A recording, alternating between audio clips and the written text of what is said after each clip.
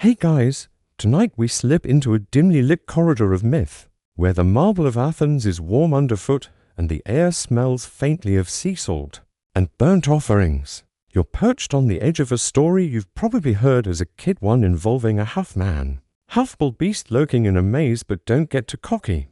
In real life, if you were tossed into that maze, you probably wouldn't survive long enough to complain about the lack of Wi-Fi. So, before you get comfortable, take a moment to like the video and subscribe, but only if you genuinely enjoy what I do here. And since I'm always curious, let me know your location and your local time down in the comments. It's like a giant map of night owls and insomniacs. Now, dim the lights, maybe turn on a fan for that soft background hum, and let's ease into tonight's journey together. You stroll into the haze of ancient Greece, where kings and demigods treated family trees more like tangled weeds than orderly orchards. Theseus' story begins in Troezen, a modest city, with his mother Aethra and his very confusing father situation. Depending on the version, his father is King Aegeus of Athens, or possibly Poseidon, because why not mix divine DNA into the recipe? Historians still argue whether this dual paternity was just poetic license, or whether people genuinely believed in a child being half human, half sea god, like some weird Marvel origin story. You picture little Theseus splashing around in tide pools, not knowing if he should pray to his dad or salute him with a seashell dot before leaving Troezen.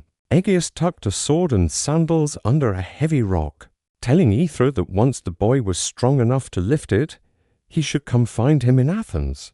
Classic deadbeat dash dad dash, but dash make dash it dash myth move. You imagine yourself as Theseus, sweating under the sun, pushing at that rock like it's an ancient gym membership requirement. When he finally succeeds, he straps on the gear and starts his overland trek to Athens, deciding to take the dangerous coastal road rather than the safe sea route. Because of course he does heroes never pick easy mode. As you walk along with him, you bump into a rogues gallery of villains. There's Prophetes, the club wielder, who tries to brain travelers. Then Sinis, the pine bender, who thinks tying people to trees and flinging them is a great party trick. And a rather unsettling innkeeper named Procrustes, who insists on resizing guests to fit his iron bed, stretching or chopping as needed. It's not exactly the kind of urban review you want to read before booking. You let out a soft laugh and note, at least modern hotels only charge resort fees. Theseus dispatches each one in turn, establishing himself as Athens' new neighborhood hero. By the time he reaches Athens, sweaty and slightly traumatized, the city doesn't exactly roll out the welcome mat. Aegeus' wife Medea, yes, that Medea, the sorceress famous for her questionable childcare choices, tries to poison him, fearing competition for the throne.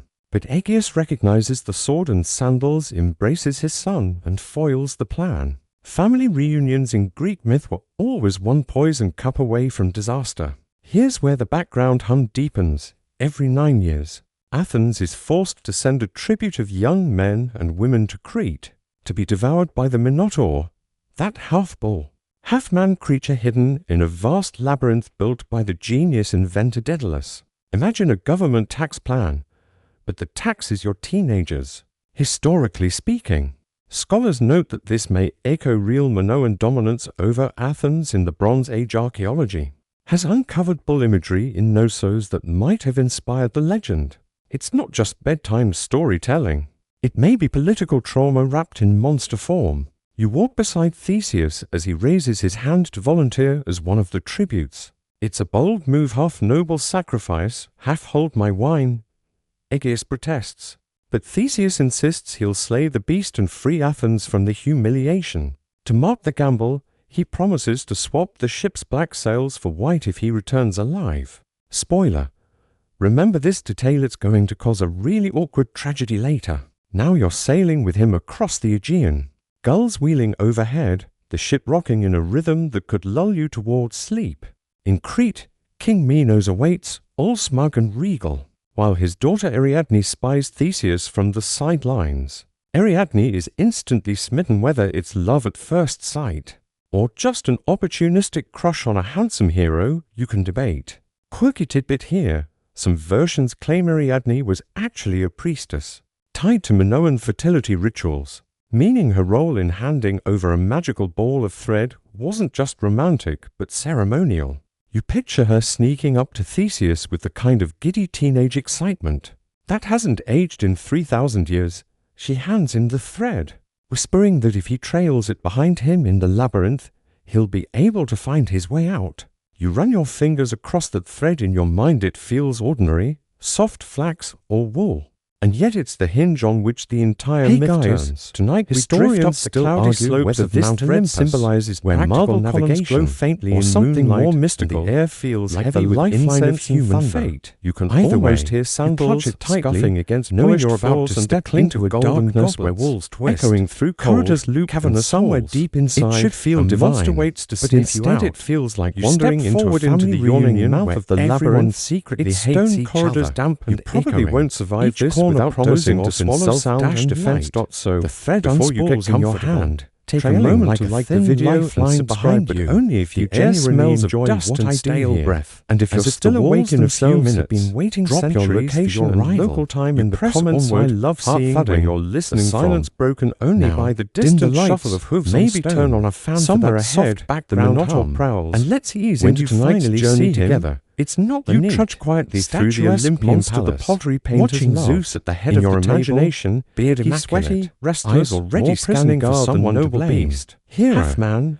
his wife and queen, all attitude, sit stiffly nearby, a sound that rattles your ribs, but her scowl sharper than any spear. The thread tightening in your palm, technically the most powerful union in myth. This fight is mostly a competition, spectacle, and more desperate alley brawls. Zeus no fancy choreography towards some mortal down on earth, scraping horns, and Zeus metallic ring of a sword-beating cloud pattern. You almost feel sorry for the Minotaur who didn't ask eyelashes from the children at this feast are no better. With a bull, yes. The god story is as awkward as it sounds. No one praises his fate fast when he tries to trample you. Athena, Theseus, goddess of wisdom, the beast smirks at him in the way older sisters do, beside the carcass. Every one of his scholarly debate lingers here. Another opportunity was the Minotaur real to the ancients. This isn't symbolic of Crete's power. It's the foundation of Western storytelling. Whether it represented a ritualized argue whether these Olympian quarrels simply a monster invented for bedtime scare ancient Greek households, or whether the poets exaggerated for entertainment. And realize the true triumph, you're basically watching the first soap opera. Way back you pass a column where Apollo glimmers faintly in the torchlight, golden hair, and you retrace your steps through the winding about healing plagues and turn now familiar.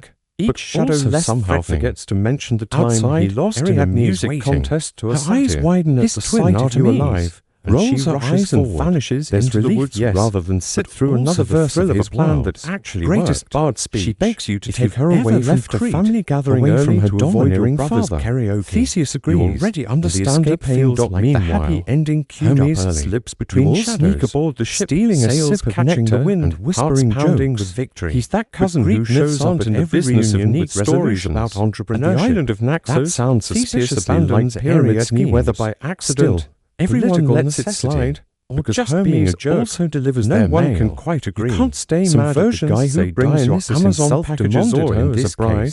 Your sacred prophecy is little choice. The atmosphere on Olympus, he simply ghosted her in the most literal way infamous for punishing Zeus's mortal flings. Noting that ghosting sometimes isn't a modern invention. Ariadne weeps on the shore while the historical's away. Ancient Greek writers often used hero points as a stand-in permanently for this move. Surrounding arranged the ship sails back toward power imbalances, and here's where the tragic quirky kicks in. Remember those teamed up with Poseidon Theseus and was supposed to switch from black to white if he survived. Imagine family exhaustion that requires divine rope sheer forgetfulness to time. He fails to change them. Flicker of light cuts across the cliffs of Cape Saunion. And you remember how fragile the hierarchy feels. Convinced his son is dead, Zeus throws himself into the sea. Poseidon then on carries his name. The Aegeans about you stare at the waves and realize that heroism in Greek, the older brother, often comes underground with collateral damage that even rarely arrives without a shadow. Some scholars think these myths mirrored Theseus ascends as king, city-state, but his reign is far from peaceful. Alliances forming and political reforms, centralizing power, and becomes a symbol of unity. Too much mainstream historians point out that Theseus embodies the mythic justification for Athenian democracy.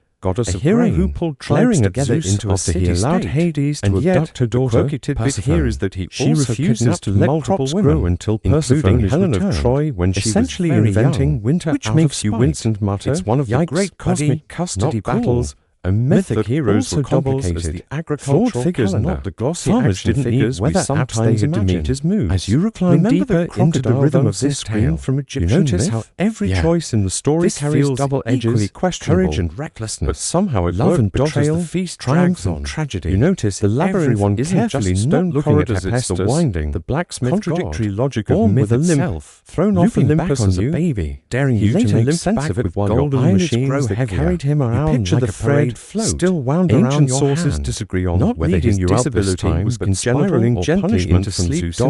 himself. And now, Historians still still can't argue argue whether whether his his myths were sympathy sympathy stories stories or or backhanded backhanded jokes. softening into Either myths. way, It's Hephaestus married stretching Aphrodite until though they she dissolve spent into most a of her quiet time horizon. sneaking out You to are see no Mars. longer following Messi a thread, doesn't even begin but to cover drifting it on it as if back it at were the a table, silver ribbon. tensions bubble. Floating weightless in Dionysus the air, sloshes the wine Minotaur's everywhere, war is only a promising distant ecstasy memory and softened liberation, into a faint but rumble also like tripping faraway over chairs thunder, and making her harmless sigh and like far she's removed. already got a headache. The sails on the The ship ship billow billows slowly start raising rhythmically, voices, like and suns breathing breathing like steady arrows. and calm. You realize Each wave that against Olympus the whole isn't bursts so into the different sound from of your your own own Thanksgiving heartbeat. dinner. Slower Except now, the more turkey here peaceful. is immortal, You no and longer the need to gravy chase might heroes or literally turn monsters. into a river. The story By the time you untangles wander back its to the sharp marble edges balcony, worn down into the something stars have round, scattered like something spilled safe. jewels over the You are night wrapped in the sky. same hush Behind that you, falls after a Zeus thunders a festival, when half-hearted torches decree to gutter restore out and order. only the soft Here a chorus mutter of crickets Ours remains. flexes. You breathe Athena in, smirks, long and gentle, and you and the myths poor breathe guest, out around already you. feel the corridors heaviness of the eyelids labyrinth that are can't gone. handle another The cliffs round of of family Athens are drama. far away. The night All drifts that on, remains as is you the find thread yourself coiling sliding softly deeply into the guiding hallways you of not Olympus, through stone passages, where marble but doors into don't rest, quite into close the and whispered weightless arguments quiet of seep sleep. through like smoke. And as you finally Affairs let and go, punishment the story practically closes the itself, currency here. whispering Every good god night. has a grudge